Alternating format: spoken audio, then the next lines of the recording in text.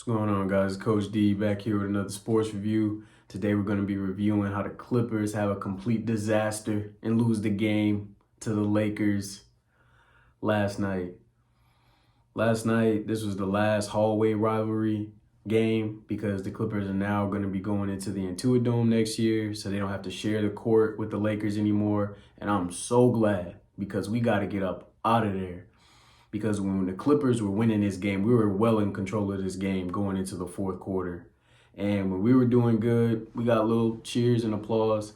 But when LeBron started hitting those threes in the fourth quarter, the crowd was roaring. It just felt like the building, the energy had changed and all that. It was like the Clippers were on a road game. You know what I mean? And that just sucks. Like when you're supposed to have a home game, but yet it feels like a road game. The crowd cheering when the other team do good. Like, that was mad annoying, so I'm glad we're getting up out of there. But the Clippers, they didn't have Paul George or Vika Zubac tonight. The Lakers were without Cam Reddish. No, not Cam Reddish. They were without Jerry Vanderbilt and Christian Wood.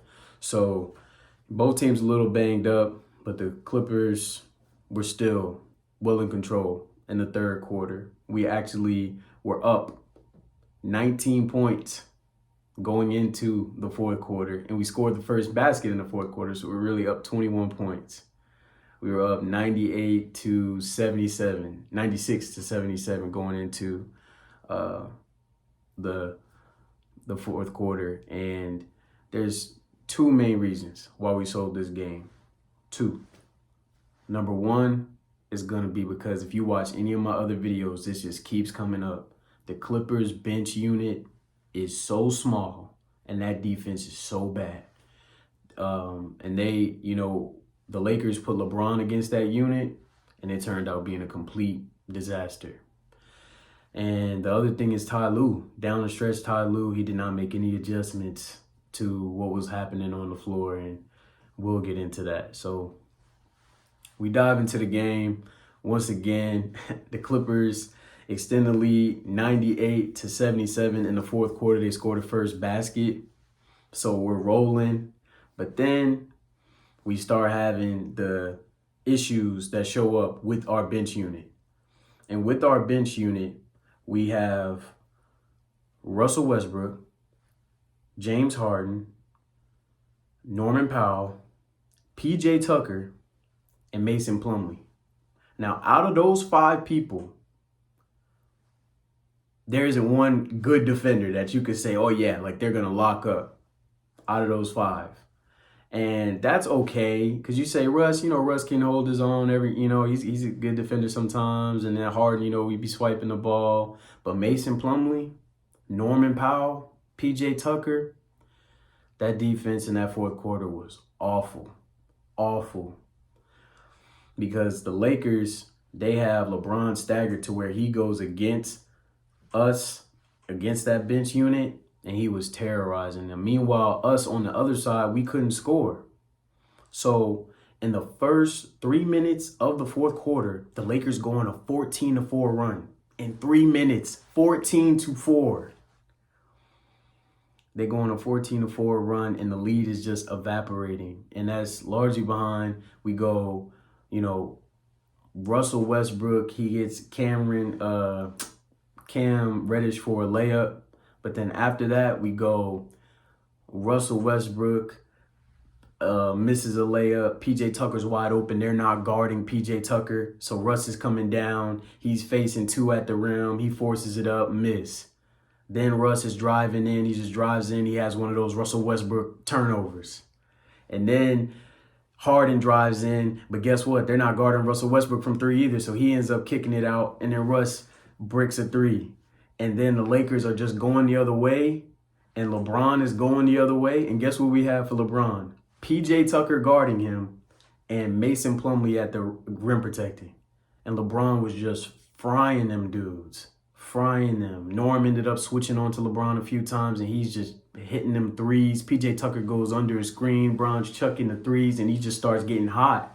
And because we're turning the ball over and taking bad shots on the other end, it's just a trickle down. So like I said, 14-4 run in the first 3 minutes. And at that point, the Lakers are erasing the lead. They're starting to get it back. And then, so Ty Lue, to his credit, he just starts putting in the starters in really early. He's like, okay. So he pulls Russ and PJ off the floor. He puts in Terrence Mann, puts in and Plumlee off the floor. He puts in Daniel Tice.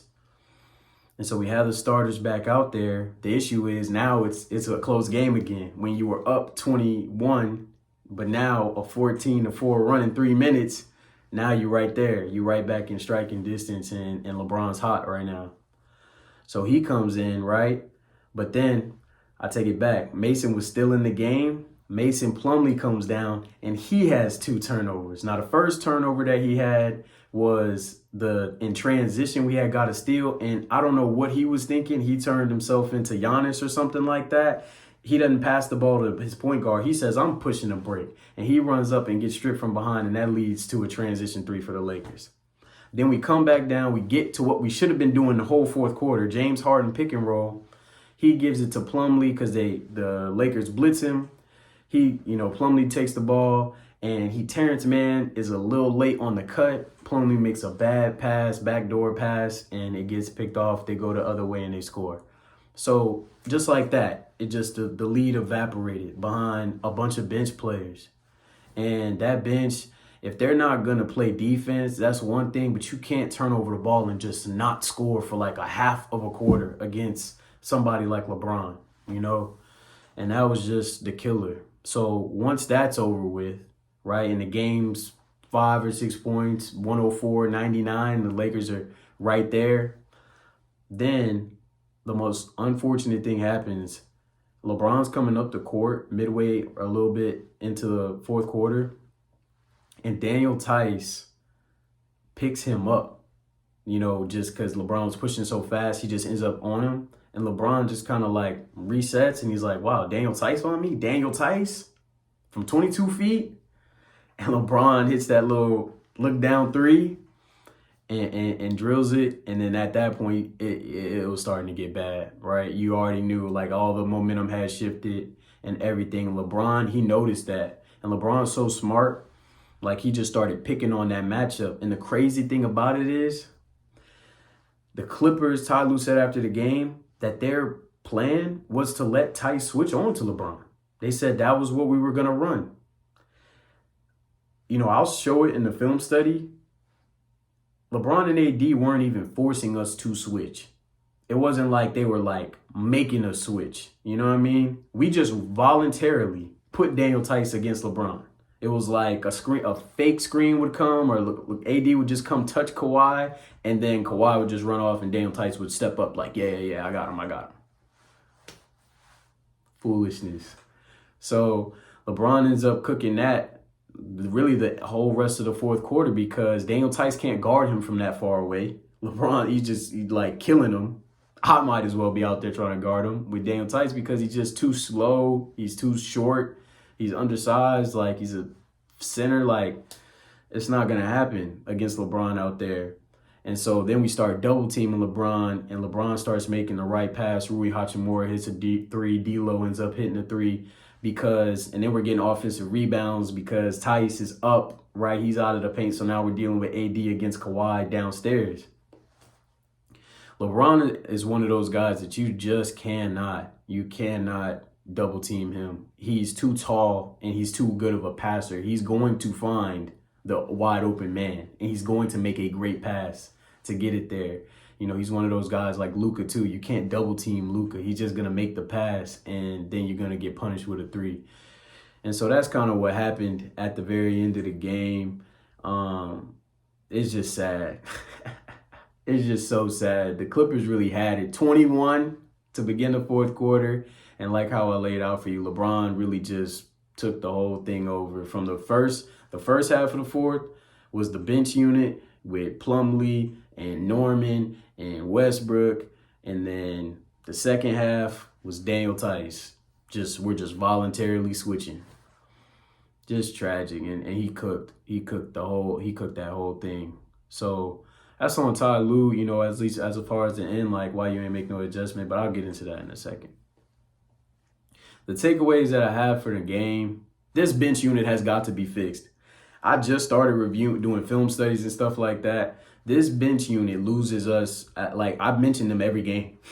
because when the other team puts their star against that bench unit, they can score at will. They can do whatever they want, whether that be Malik Monk, he's not the star, but the Sacramento game, Malik Monk was cooking the unit.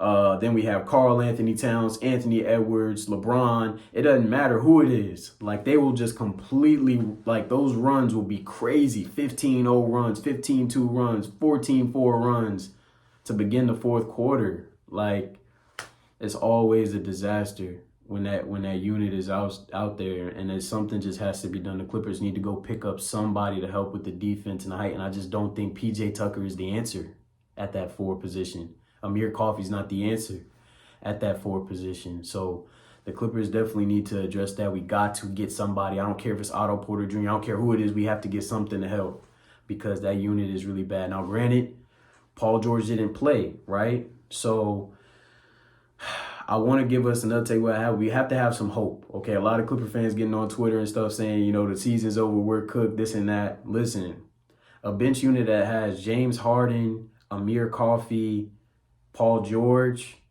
and Westbrook is a big difference between Westbrook, Harden, PJ Tucker, and Norman Powell. Those 2 bench units are 2 different things, you know, and especially if Paul George is playing well, right? So